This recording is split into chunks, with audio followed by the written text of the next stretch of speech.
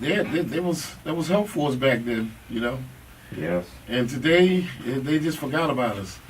Well, we didn't forget about No, you. I'm talking about the major industry itself, you know. And they should we have history. And the thing is, we were the pioneers for the new artists of today. And basically, they're standing on our shoulders, but we're not being recognized anymore.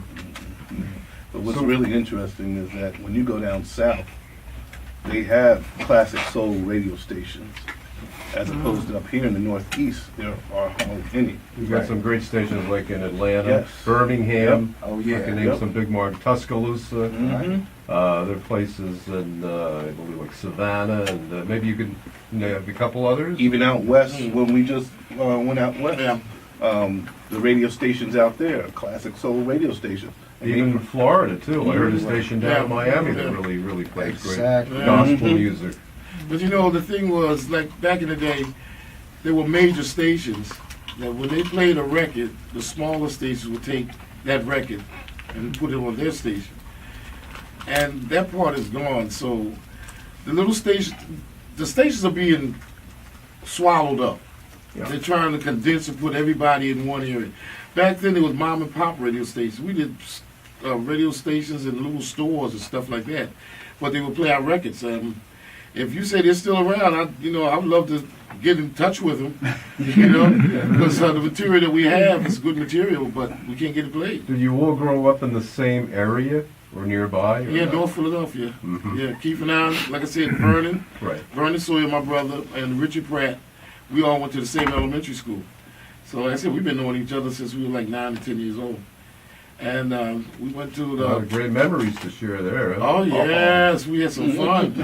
And the thing was, we had a place in Philly called the Uptown where we would go and you could see 9 acts, like the OJs, the Temptations, the Dells, and we would go watch them and watch what they did to the people, especially I forget the Unifics. You ever meet James Brown? Yeah, Oh, James. Yeah, we did a show with James. Yes. Yeah, that's what James fire a guy on stage. Wow. Yeah, it was weird. I'm sitting on stage watching the show. He did a spin, dipped down on the floor, came up and said, "Fire!" So I asked the guy next to him, I said, "What just happened?" He said, "He fired that guitar player." Yeah. So yeah, but James was a very good. He was smart. He was really smart. What he did, and if you've seen that movie that's out, the story of him. Get on it up. Yeah, well, I learned a lot from that to show me how James did his business. And he was very smart in what he did. And some of the guys around him, like his management and stuff, didn't understand what he was saying. But what he did was he got control of his music and the show itself. And the money came to him. And he was great. He was great. I'd like to add Keith, to yeah. that, one of my highlights in my life is when we went into the studio and we recorded with the Rolling Stones. Wow. What year was that?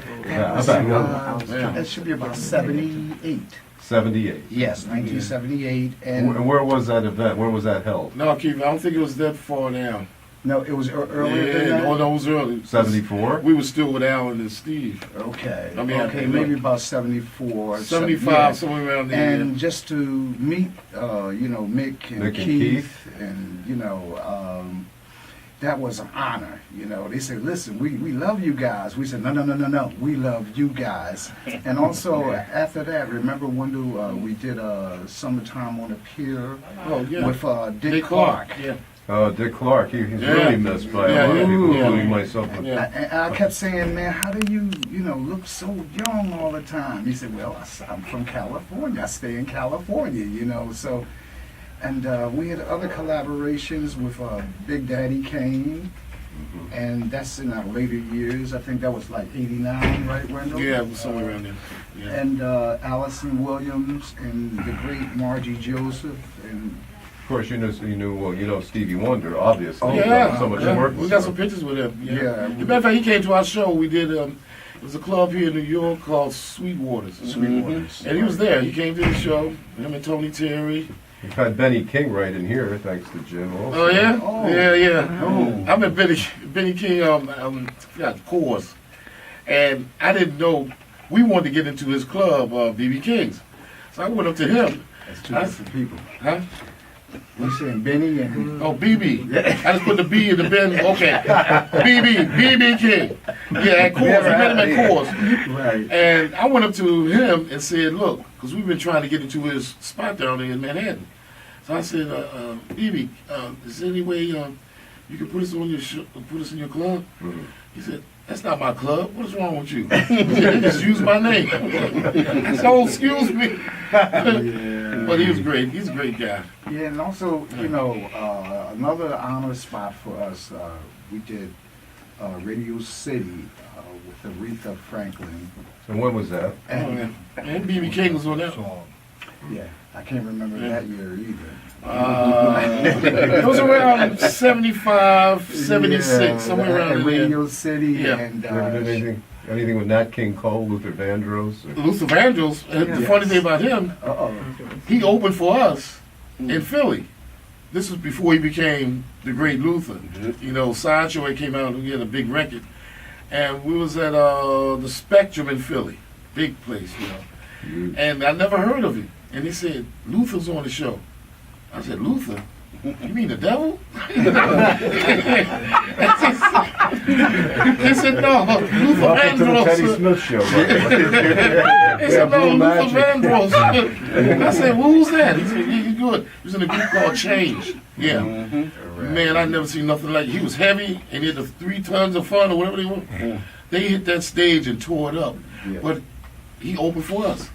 And then he became much larger than us in history, you know. Lionel Richie, Teddy Lionel Pendergrass. Richard, yeah, we did them too. We toured with them. Johnson Brothers, Ohio players, jazz All the band. best in the industry. We did it with all of them. Yeah. That's the- Could you tell us about the song that you did? Very, very great song, in fact. Welcome to that club. Yeah, welcome to the club.